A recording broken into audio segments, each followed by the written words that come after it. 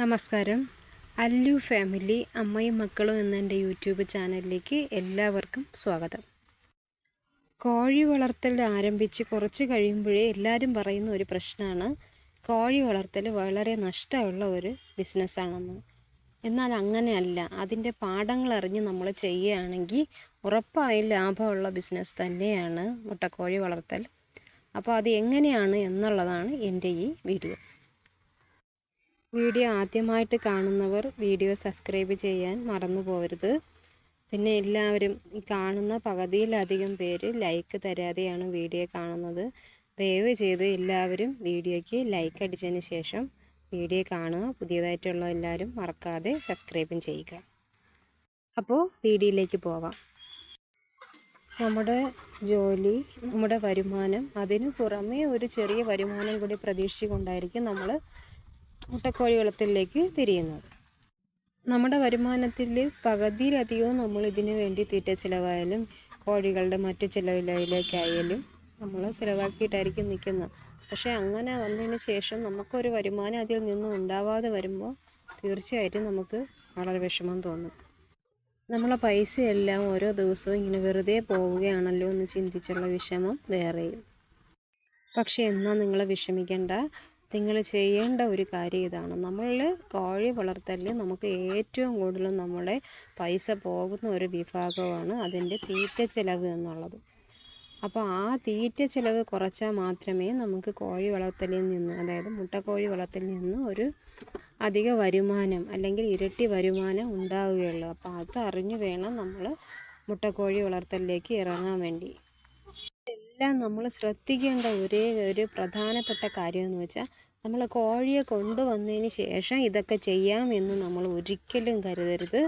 അത് ഒരിക്കലും നടക്കില്ല. നമ്മളത് പിന്നാന്ന് പറഞ്ഞ് അതിങ്ങനെ നീണ്ടുപോവുക മാത്രമേ ഉള്ളൂ. അത് നടക്കത്തില്ല. അല്ലെങ്കിൽ നമ്മളിൽ അതിനനുസരിച്ചുള്ള സാമ്പത്തികം ഉണ്ടെങ്കിൽ ഒരു പക്ഷേ നടക്കുമായിരിക്കും. അല്ലാതെ സാധാരണക്കാരാണ് ഈ മുട്ടക്കോഴി വളർത്തലിലേക്ക് ഇത്ര കോഴികളെ വളർത്തി ചെറിയൊരു വരുമാനം പ്രതീക്ഷിച്ച് വരുന്ന ആൾക്കാരൊക്കെ ഒന്നും കോഴിയെ വാങ്ങിച്ചിട്ട് പിന്നെ നമ്മൾ ബാക്കി കാര്യങ്ങൾ ചെയ്യാമെന്ന് വിചാരിച്ചിരുന്ന ഒരിക്കലും നടക്കില്ല. അതുകൊണ്ട് കോഴി വരുന്നതിന് മുമ്പ് തന്നെ നമ്മൾ ഈ കാര്യങ്ങളെല്ലാം ശ്രദ്ധിച്ച് ചെയ്യേണ്ടതാണ്. അപ്പോൾ കോഴി വളർത്തലിലെ ഏറ്റവും വലിയ വില്ലനായ തീറ്റ ചിലവ്, ആ തീറ്റ ചിലവ് നമുക്ക് എങ്ങനെ കുറച്ച് നമുക്ക് ഇരട്ടി വരുമാനം ഉണ്ടാക്കാം എന്നുള്ളതാണ് നമ്മളിപ്പോൾ നോക്കാൻ പോകുന്നത്. അതെന്താണെന്ന് വെച്ചാൽ, നമ്മൾ കോഴിയെ വളർത്താൻ ഉദ്ദേശിക്കുന്ന സ്ഥലം, അത് ചിലപ്പോൾ നിങ്ങളുടെ പുരയിടാവാം, പുരയിടത്തിന് പിറകുവശമാവാം, അല്ലെങ്കിൽ അപ്പുറത്തെ പുരയിടാവാം. അങ്ങനെയൊക്കെ നിങ്ങൾ കോഴിയെ വളർത്താനായിട്ട് ഉദ്ദേശിക്കുന്ന ആ സ്ഥലം, അതായത് ചെറിയൊരു സ്ഥലമല്ല ഞാൻ ഉദ്ദേശിച്ചത്, ആ പുരയിടം 10 സെൻറ്റോ 15 സെൻറ്റോ ഒക്കെ ഉള്ള ആ പുരയിടത്തിനെ നിങ്ങൾ മതിൽ കെട്ടില്ലാത്ത കോമ്പൗണ്ട് അല്ലാത്ത സ്ഥലമാണെങ്കിൽ, അതായത് തുറന്നു കിടക്കുന്ന സ്ഥലമാണെങ്കിൽ തീർച്ചയായിട്ടും നിങ്ങളവിടെ വല കൊണ്ട് കവർ ചെയ്ത്, നെറ്റ് കൊണ്ട് കവർ ചെയ്തിട്ട് കോഴിയെ വിശാലമായിട്ട് തുറന്നു വിട്ട് ചികഞ്ഞു പറക്കി തിന്നാനായിട്ട് അതിന് അവസരം ഉണ്ടാക്കി കൊടുക്കുക എന്നുള്ളതാണ് നമ്മൾ ചെയ്യേണ്ട ഏറ്റവും വലിയ കാര്യം. നമുക്ക് പണ്ട് കാലത്ത് നമ്മളെ അച്ഛനും അമ്മയും ഇല്ലെങ്കിൽ അമ്മൂമ്മമാരൊക്കെ കോഴിയെ വളർത്തിയിരുന്നത് അങ്ങനെയാണ്, തുടർന്ന് വിട്ട്. അപ്പോൾ നമ്മൾക്ക് രാവിലെയോ വൈകിട്ടോ കുറച്ച് തീറ്റ മാത്രമേ ഇട്ട് കൊടുത്താൽ മതിയാവും. ബാക്കി എല്ലാ തീറ്റയും അവർ നമ്മളെ പറമ്പിൽ നിന്ന് കണ്ടെത്തിക്കോളും. പിന്നെ നമ്മളെ വേസ്റ്റുകളും നമ്മൾ മീൻ കണ്ടിക്കുന്ന അവശിഷ്ടങ്ങളും ഇതെല്ലാം കോഴികൾ തിന്ന് നമ്മൾ കാണാത്ത തീറ്റകളും അവർ ആ പറമ്പിൽ നിന്ന് കണ്ടെത്തിക്കോളും. അപ്പോൾ നമ്മൾ ചെയ്യേണ്ടത് മറ്റുള്ളവർക്ക് ശല്യമാവാത്ത രീതിയിൽ, അപ്പുറത്തോ ഇപ്പുറത്തോ ഒക്കെ ഉള്ള പെരയിടക്കാരൊക്കെ അല്ലെങ്കിൽ വീട്ടുകാർക്ക് ശല്യമാവാത്ത രീതിയിൽ നമ്മൾ നമ്മുടെ പുരയിടം മതിൽ കെട്ടി ഇല്ലാത്തതാണെങ്കിൽ അത് നെറ്റ് കൊണ്ട് കവർ ചെയ്തതിന് ശേഷം നമ്മൾ ആ കോഴിയെ തുറന്നു വിടുക. ഇതിൽ നിന്ന് നമുക്ക് പട്ടി കയറാതെയോ അല്ലെങ്കിൽ കീരി, ഇങ്ങനെ തുരപ്പ, ഇങ്ങനെയൊക്കെ ഉള്ള പല പല ജീവികളൊന്നും നമ്മളെ കോഴികളെ ഉപദ്രവിക്കാതെ നമുക്ക് നോക്കാനായിട്ട് പറ്റും. പിന്നെ പട്ടിയാണ് വരുന്നത്, ചില പട്ടികൾ കൂട്ടത്തൂടെയാണ് പട്ടികൾ വരുന്നതെങ്കിൽ ഉറപ്പായിട്ടും വല കടിച്ച് പൊട്ടിക്കും. അപ്പോൾ പട്ടികൾ വന്നാലും നമ്മൾ ഈ പിടക്കോഴികൾ, അതായത് നമ്മൾ മുട്ടക്കോഴികളെ തുറന്ന് വിട്ടേക്കുമ്പോഴത്തേനും മുട്ടക്കോഴികൾക്കൊപ്പം നമ്മളും കുറച്ചെങ്കിലും 5-6 പൂവൻകോഴികളെങ്കിലും നമ്മൾ വളർത്തുകയാണെങ്കിൽ ഈ പട്ടി വരുമ്പോൾ തന്നെ നമുക്ക് ഉറപ്പായും സിഗ്നൽ കിട്ടിയിരിക്കും. നമുക്ക് ഒന്ന് നോക്കി പട്ടി വല കടിച്ച് കീറുന്നതിന് മുമ്പേ തന്നെ അവരെ ഓട്ടിച്ച് കളയാനും നമ്മളെ കോഴികളെ രക്ഷിക്കാനും ഒക്കെ പറ്റും. അപ്പോൾ എല്ലാവരും ശ്രദ്ധിക്കേണ്ട ഒരു കാര്യം, നമ്മൾ കുറഞ്ഞ വിലയ്ക്ക്, നമ്മൾ വലിയ വില കൊടുത്ത് ഫസ്റ്റ് ക്വാളിറ്റി ഉള്ള വലയൊന്നും മേടിക്കണ്ട. നമുക്ക് കുറഞ്ഞ വിലയ്ക്ക് ഈ മീൻ പിടിക്കുന്ന ആൾക്കാരിൽ നിന്നൊക്കെ കുറഞ്ഞ വിലയ്ക്ക് വല കിട്ടും.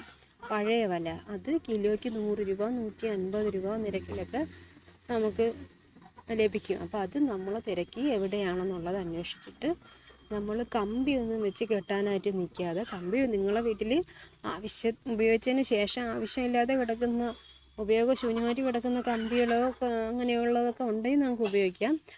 ഇതിനു വേണ്ടി പുതിയതായിട്ടൊന്നും മേടിച്ച് ചിലവാക്കാൻ നിൽക്കാതെ നമ്മൾ കൊന്നക്കമ്പ്, ഈ കൊന്നക്കമ്പ് എല്ലാവർക്കും അറിയാമെന്ന് തോന്നുന്നു. ഇതിന് വേറെ പേര് മറ്റുള്ള നാട്ടിലൊക്കെ എന്ത് പറയുമെന്ന് എനിക്കറിയില്ല. നമ്മുടെ നാട്ടിൽ ഇതിനെ കൊന്നക്കമ്പെന്നാണ് പറഞ്ഞത്. കാരണം ഈ കൊന്നക്കമ്പ് വെട്ടി നട്ടാൽ അത് ഉറപ്പായിട്ടും അത് പൊടിക്കും. അത് വെട്ടി 2-3 ആഴ്ച കഴിയുമ്പോൾ അത് പൊടിക്കും.